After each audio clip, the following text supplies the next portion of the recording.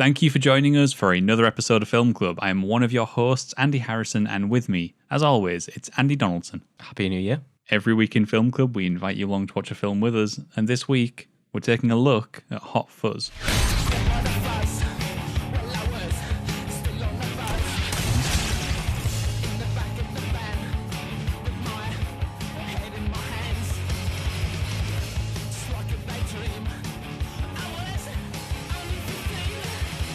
Hot Fuzz is PC Sergeant Nicholas Angel, who is a top-tier officer down in London.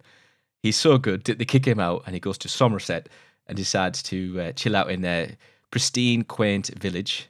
But unbeknownst to everyone, there is a killer presence, or presences, beneath. This is actually part of the Cornetto trilogy done by Edgar Wright. It's written by Edgar Wright and Simon Pegg as well. And it is, quite frankly, one of the best comedies out there, in my personal opinion. I know, Andy, you agree with this, don't you? So, this is going to be controversial. I didn't like this as much on a rewatch. Are you kidding me? This gets better every rewatch. So, I saw Hot Fuzz back when it came out and loved it. You know, everyone loves the Cornetto trilogy. Everyone has sort of very high regards for Edgar Wright and for what this whole series did, really. And I think it's fantastic. But I have to say, this didn't hold up for me on a rewatch as much as I think the other two do. Shit, that's the most controversial thing you've said all year. So the one thing I'm not going to dispute, right? It's really funny. And it really is. You know, we've talked before about the fact that, you know, laughing out loud, like literally laughing out loud, is quite a difficult thing to do sometimes. Sometimes you'll find something really funny in a film, you don't laugh out loud. This has actual laugh out loud moments. There's some really genuinely funny stuff in this. Yeah. And I think the only reason that I found this slightly more difficult on a rewatch is it hinges quite a lot of its storytelling on the twist. And you know, when you know that twist is coming, it's not quite as rewatchable. I actually have to admit, when I got towards the end of this film, I was feeling it. This film felt a little long to me. Okay, that's interesting. For me, what's the most... Yes, I get a first time, it's about the twist and everything that comes. But the second time is all about all that foreshadowing that comes through, and it's the jokes that you let learn play off. It's almost like looking out for the little bits of foreshadowing, like, you know, everyone and their mums has got guns here, like who farmers and who else farmers' mums. You know, brilliant little jokes like that you'll relish later on. Seeing the guy going down the street with a long coat, you know, checking him out, he could have anything. Then later on you find out he does. So the twist, yes, it's a catalyst to move the film forward. So I can agree, but I can also disagree with you. But I thought this would be your favourite. If not, I know Shaun the Dead's your favourite, isn't it? I think what I love about Hot Fuzz, though, is its unique aesthetic. Right, the setup of it's kind of glorious. You know, you take this hard-edged, dedicated to the job London police officer who wants to really deal with like the dirtiest, largest amount of crime possible, clean up the city, and you stick him in Somerset. And it's brilliant because that scene where they sit down, he's starting to... This film's full of cameos. It's full of like guest appearances and everything. You've even got like Peter Jackson at the start, who's Santa that stabs him in the hand. Anyway, just after that scene, he sits down in front of Martin Freeman, and he's a sergeant. He's like, you know, how's the hand? You know, it hurts a bit, it's a bit sore. And he's like, oh, you know, we're moving your apartment. He goes, I don't want to do that. I'll speak to your boss. Steve Coogan comes down and starts speaking to him, says the exact same thing. And there's that wonderful moment where he's like, and then Angel, Nicholas Angel is like going, oh, I want to speak to the boss above. And Coogan's like, are you sure you want me to go out and call him? He's like, oh, coming in. And then Bill Nye, of all people, comes down and goes, you're making us look bad, like this. And then he sends him off. He's like, wait for the team, see what the team will say. And it's brilliant. That scene in particular, it touches on like maybe one of the strongest things about this film. Like, it has one of the most astounding casts you'll ever see. And even Kate Blanchett is his girlfriend, his ex-girlfriend. Yeah, I didn't know. Who you never see the face of. Yeah, and then who gets missed up for someone else as well. It's brilliant. But you're absolutely right. The cast of this film is one of its best things. Mm-hmm. Yeah, it's brilliant. Like even like you're saying there with Kate Blanchett or with Bill Nye and Martin Freeman, you've got incredible actors in really small throwaway roles. Yeah, like you don't see those guys for the rest of the film. Well, they pop up at the end, but you don't see them for the rest of the film, and yet they're all giving fantastic performances all around. But obviously, right smack in the middle, you've got Simon Pegg and Nick Frost. Yep. What better buddy duo? You know, you got like Shaun the Dead, the World's End, sorry. and then Hot Fuzz, and it's just them two being them two. But it's quite a nice. It does have like a bit of a spin on the roles as well, because Sam Pegg, his character in this one compared to Shaun the Dead, is, as I said, a lot more straight edge, a lot more serious. But Nick Frost is just brilliant, and he for me, he nails that Somerset accent. It's great, and I forgot how much I love the introduction of Nick Frost, where he's just the drunk in the background of the pub, and then he's the one who sort of like tries to drink drive, and having him arrested, and that wonderful little moment where Simon Pegg is freaking out on the morning because like the cell is empty, and they get Nick Frost to go and be the one to open it. He's like, him being like, "Who's gone? Who's gone? Who are you looking for?" Why are you dressed as a police officer? Good, because I am one. It really is. It's brilliant. It's like kind of it really helps bring Sam Pegg's character down to a normal level, because he is just so straight edge. But then you move in, he introduces everyone to the team. You've got like Olivia Colman, who's like the female officer on the team that everyone makes like jokes at. Bill Bailey, who plays a set of twins. One's like really friendly, the other's like no one tells me none. And then you've got obviously Jim Broadbent, who's the guy in charge, the constable.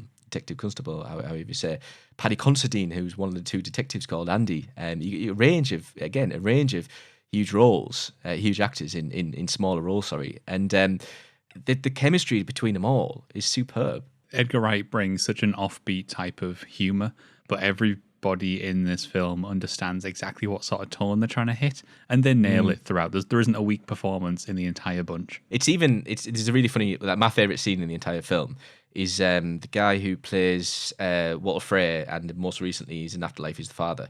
David Bradley. And they go and see him, and he's driving down, he's like, why do we need a dog? Oh, it's not the dog we need. And he goes, edges, you shut it down because I'm going to see you. What's he moaning about like this? No one knows. And I even went on YouTube to try and decipher what he says before I found out. And it says incoherent mumbling sort of thing or something like that. Then you get the other guy to translate it for him and goes, you only shut down because you couldn't see. What's he moaning about like this?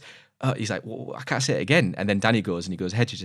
Anyway, so it's like that translation between the three of them is brilliant. But the next part, Sam Pegg goes to him and he goes, you can't chop down fences. And he goes, I suppose. Yeah, I suppose. And then Nick Frost, in his perfect received pronunciation, not some, he goes, yes, I suppose.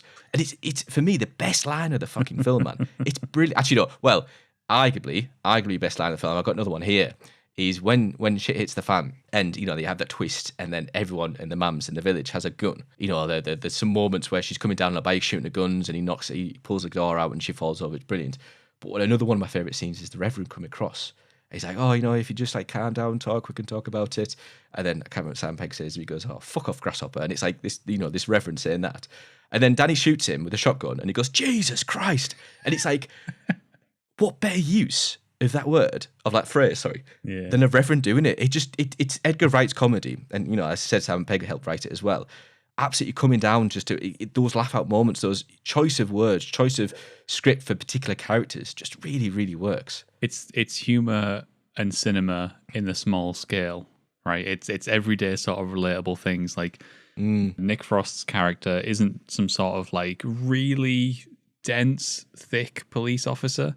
He's just a canny lad from Somerset who got himself a job as a police officer. Yeah, and he's quite naive, isn't he? These jokes aren't coming from sort of high-end, unrelatable things. They're coming from very small, very relatable moments. In a similar sense, I think the best thing this film does is have its climactic action sequence, or one of its climactic action sequences, take place in a supermarket. And not just in any supermarket, but in a summer field. Who those who don't know, Summerfield is like a proper old school, like back in the day supermarket. You'll only find it in the country anymore. So for British people, it's heavily kind of relevant. It's brilliant. The butchers are throwing knives and everything. It's superbly well written. It really is. He's one of the detectives, Andy, gets shot and there's red all over him. He goes, "It's all right. It's only bolognese." They're using all like the collection of trolleys as a battering ram. Which, as kids, that's what all you thought about, wasn't it? Yeah, exactly. Like it is almost like it's not even a leap in logic. It's doing the thing that everybody thought would be really funny when they were a kid, and actually just playing it out. For me, it's so rewatchable. It's up there as one of the best British comedies out there. And if you haven't seen it and you got this far in the review, totally should go and watch it. And I don't think we spoiled stuff, but I don't even think we spoiled your experience, because you're going to watch it hopefully again and again and again. and realize just how, hopefully for you, Andy, as well, how much more funny it is upon rewatch. I think the thing for me is that it's not the humor that is lost. You know, the jokes will always land. The jokes are always wonderful. The comedy of it is fantastic. It's whereas the other films for me have a stronger plotting because they don't try and do the buddy cop like twist. I think that the twist for me loses something in the rewatch, but I'm fully aware I'm in the minority on that. I think that people will absolutely adore this, and I think that even if you've seen it once years ago and you want to go back and rewatch it, absolutely go and rewatch it again because I think you'll have an absolute blast with it. It's a great film. It really, really is. You know, we've been talking for quite a while now about some of the great stuff in this film, and yet we haven't even really talked about, you know, Edgar Wright's sort of almost balletic use of like the camera. We haven't even talked about the fact that he's like a master of the edit. The fact that he will use sort of certain cuts to create humor. The fact that his blocking is also being used to create like little just tiny jokes all the time. He's got that hyperkinetic sort of thing going on. The fact that we can talk for so long and not even touch on some of the best parts of the film really is a testament to its overall quality. So yeah, if for some reason you're watching this, you haven't seen Hot Fuzz, go watch it. If you've seen Hot Fuzz before, absolutely go and rewatch it. You know, don't let my issues with it hold you back. 100% go and rewatch it. And if you're interested in more the technicalities of Edgar Wright, we did a review in Shaun the Dead. We did another one on Scott Pilgrim vs. the World, where we touch upon a lot of his work and his editing style, especially. So it'd be worth checking them out as well. Don't watch those; they were from years ago. Well, as well, back in day. So there is Hot Fuzz. You can let us know in the comments below what you thought of Hot Fuzz. But Andy and I will be back once again next week, where we're going to take a look at Drunken Master. Cheers, guys. Till then, get watching.